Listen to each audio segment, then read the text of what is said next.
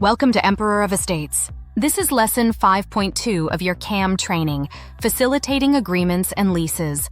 Today, we're unlocking the essentials of contracts, leases, and property agreements for community associations. Let's begin.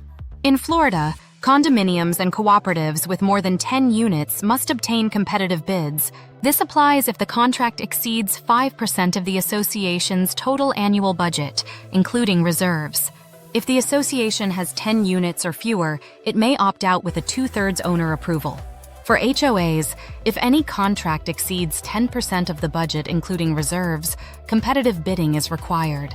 But remember, associations are never required to accept the lowest bid. Some contracts are exempt from bidding. This includes contracts with employees, attorneys, accountants, architects, and community association managers. Emergency situations or sole suppliers also exempt associations from competitive bidding. Contracts involving a director's personal interest must be approved by 2/3 of the board. They must also be entered into the board meeting minutes. And they must be disclosed to the members at the next meeting, who can cancel it by majority vote. All service contracts longer than 1 year must be in writing. They must identify services, costs, frequency, and staffing levels. Developer-related contracts must disclose any relationship and be fair and reasonable. Contracts made before turnover can be canceled by 75% of the voting interests. Boards should review governing documents before entering contracts. These documents outline what kinds of contracts the association can pursue. Let's talk about real estate transactions. Associations have the right to buy, sell, or lease property under Florida Statute 607, but specific restrictions may apply in your association's documents. Now let's explore Chapter 509 of the Florida Statutes. If a community advertises itself as a short-term or transient lodging operation, it falls under Chapter 509. That means it must be licensed and inspected by the Division of Hotels and Restaurants. Associations with 4 or fewer vacation or timeshare rentals are exempt from Chapter 509. If covered under this law, inspections occur at least twice per year. Guests can be removed for drug possession, intoxication, or disturbing the peace. Let's break down bid specifications. They should clearly state what is being done, by whom, when, where, and how. Timeframes, materials, and payment terms must be crystal clear. Certificates of insurance must come directly from the contractor's insurance company. The association must be listed as the certificate holder. Make sure to verify coverage dates and liability levels. Contracts should list full legal names and addresses of all parties. Include a legal description of the property, not just the street address.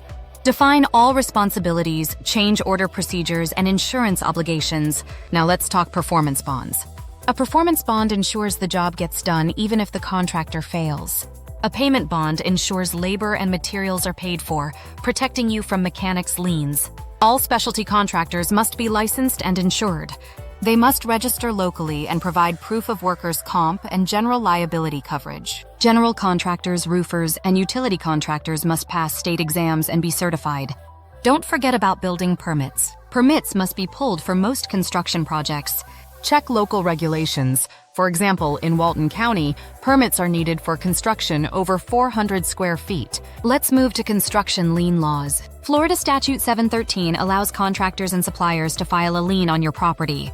If they are unpaid by the main contractor, they can lien each owner's share of the work. This does not apply to common elements directly.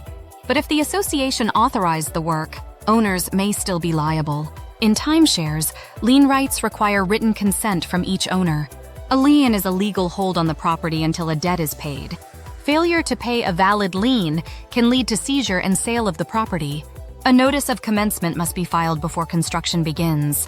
It must include the property description, contractor details, financing info, and owner contact. This must be posted before any construction over 2,500 begins. Before making any payments, always get a release of lien. This protects the association from future claims. Partial releases should be obtained with each payment draw. At the end of the project, get an affidavit listing any unpaid subcontractors. Make sure to receive lien releases from all parties before final payment.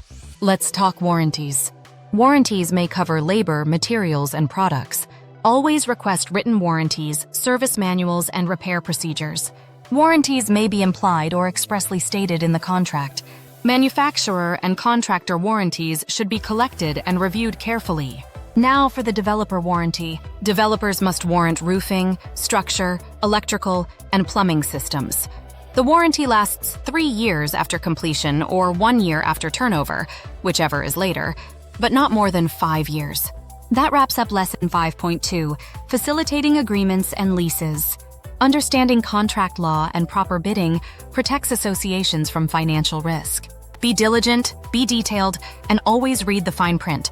Don't forget to like, share, and subscribe to Emperor of Estates for more insights into community association management, CAM certification, and Florida law.